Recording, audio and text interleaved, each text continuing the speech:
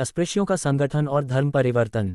आज जो अस्पृश्यता निवारण का आंदोलन चलाया जा रहा है, उस पर टिप्पणी की जाती है कि अस्पृश्यों में जो विभिन्न जातियां हैं, उनमें भी आपसी व्यवहार में जातिभेद किया जाता है। महार मांग एक दूसरे का छुआ, एक दूसरे के हाथ का पका भोजन खाते नहीं हैं। इन दोनों जातियों के लोग भंगी जाति के लोगों को छूते नहीं, उनके साथ अस्पृश्यता का पालन करते हैं। आपस में जाति भेद और अस्पृश्यता का पालन करने वाले लोगों को उच्च जातियों को यह कहने का अधिकार कैसे पहुंचता है कि वे जातिभेद को छोड़ दे, अस्पृश्यता को न माने। पहले आप अपना आपसी जातिभेद का, अस्पृश्यता का निवारण करो और फिर हमारे पास न्याय मांगने के लिए आना। इस तरह की ढोंगी शातिर सलाह उन्हें दी जाती है।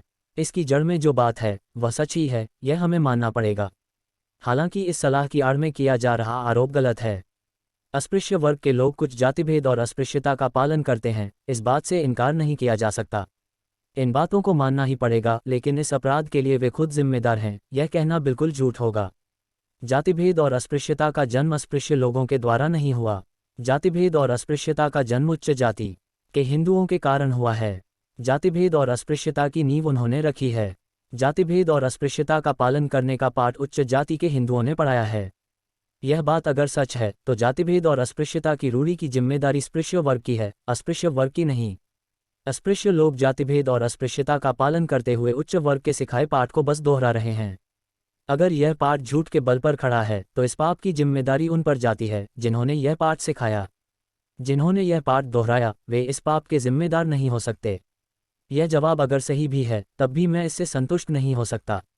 जिन कारणों से अस्पृश्यता और जातिभेद हमारे बीच आया, उस कारण के लिए भले हम जिम्मेदार न हो, फिर भी हमारे बीच जो जातिभेद और अस्पृश्यता पल रही है उसका निषेध न करना, उसे उसी रूप में चलने देना हमारे लिए हितावह नहीं है। अस्पृश्यता और जातिभेद की शुरुआत के लिए भले हम जिम्मेदार न हो, लेकिन उसे नष्ट करने की जिम्मेदारी हमारे ऊपर है। यह जिम्मेदारी हम सब लोगों ने पहचानी है और इस बात पर मुझे गर्व है। मुझे अभिमान है कि महार जाति में ऐसा कोई नेता नहीं जो यह कहता हो कि जातिभेद का पालन करो। अगर तुलना करनी हो तो वह नेताओं में ही करनी होगी। महारों में से पढ़े लिखे वर्ग और ब्राह्मणों में से पढ़े लिखे वर्ग के बारे में तुलना करें तो अस्पृश्य वर्ग का शिक्षित वर्ग जातिभेद खत्म करने के लिए ज़्यादा अनुकूल है, इस बात से कोई इनकार नहीं कर सकता। इतना ही नहीं, यह बात कृति से भी सिद्ध की जा सकती है। महारों का शिक्षित वर्ग इस सुधार के लिए अनुकूल है। इतना ही नहीं, महारों की अनपढ़ जनता भी इसके लिए अनुकूल है, यह साबित किया जा सकता है। आज महारों में ऐसा एक भी व्यक्ति नहीं मिलेगा जो महार और मांगों के बीच के रोटी बेटी व्यवहार के खिलाफ हो। आपसी जातिभेद को नष्ट करने की अहमियत आप जानते हैं, इसका मुझे संतोष है। मैं आपको इसके लिए बधाई देता हूँ। लेकिन क्या कभी आपने इस बात के बारे में सोचा है कि अस्पृश्यों के बीच व्याप्त जातिभेद को कैसे नष्ट किया जा सकता है? सहभोजन करने से या कभी कभार सहविवाह करने से जातिभेद नष्ट नहीं होता। जातिभेद एक मानसिक स्थिति है, एक मानसिक व्यथा है। इस मानसिक व्यथा का जन्म हिंदू धर्म की सीख के कारण होता है। हम जातिभेद का पालन इसलिए करते हैं क्योंकि हम जिस धर्म का पालन जिस धर्म में जी रहे हैं, करते हैं, वह धर्म हमें ऐसा करने के लिए कहता है।